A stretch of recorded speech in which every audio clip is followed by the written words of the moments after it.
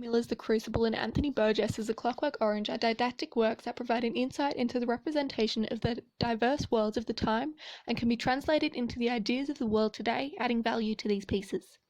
These representations of human experience are immensely valuable to the further education of individuals into the future and provide the audience with a variety of confronting and thought-provoking ideas essential to the criticism of aspects of the world that caused oppression and fear in communities. Between both texts, we see similarities in the motivations of individuals and emotional responses. When confronted with oppression or when an accusation is made, fear is the immediate result, and also a tendency towards conformity, which provides safety in a society of judgmental groups. The Crucible was written in response to the events occurring in Arthur Miller's personal and social world. Miller critiques the fundamentals of McCarthyism, which aim to expose communist infiltration through the use of hearings and investigations. However, this response was larger than the actual threat, which is represented in The Crucible through the exaggerated response to the threat of witchcraft. The peak of this period was from 1950 to 1954 and inflicted fear into society, resulting in a tendency towards conformity.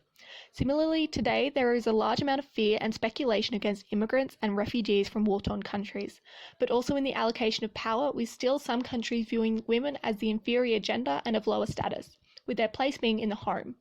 The House of Un-American Activities created an atmosphere of fear through the political extortion and manipulation, which targeted Miller after the play's release.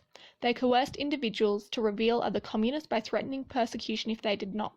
This is represented in the acts of the court and Danforth in the novel, and also the acts of blame by the village out of fear. Human characteristics and reactions can also be translated from the context of the novel to Miller's context and into the world today, specifically the effects of mass hysteria when panics such as the irrational fear of some religious groups, including Muslims, or even in the teenage population who has a tendency to conform and act in a similar way to prevent victimization or social outcast. These ideas are similar in Anthony Burgess's A Clockwork Orange, as it was released relatively close to The Crucible. Anthony Burgess highlighted the issues with the communist system, specifically the way that communism removes moral responsibility from the individual to the state, with a disregard for the welfare of the individual.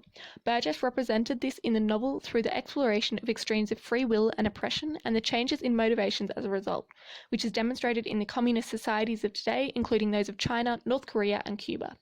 We similarly see these ideas of pack mentality and conformity caused by fear, which is used for safety in society. This is represented in A Clockwork Orange through the teenage gangs, which was influenced by the Russian teenage gangs and the English teddy boys in the 1950s and 60s, which Burgess personally witnessed and experienced.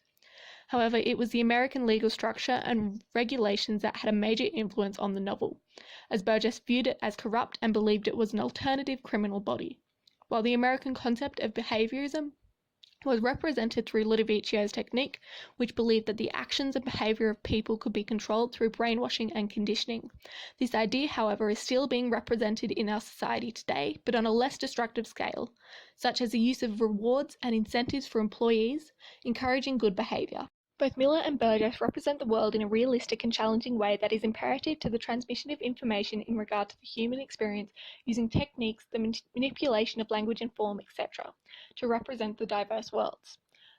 The ways in which the human experience is represented in the texts are just as relevant and valued in society today through its ability to educate and increase the understanding of its audience, preventing future mistakes.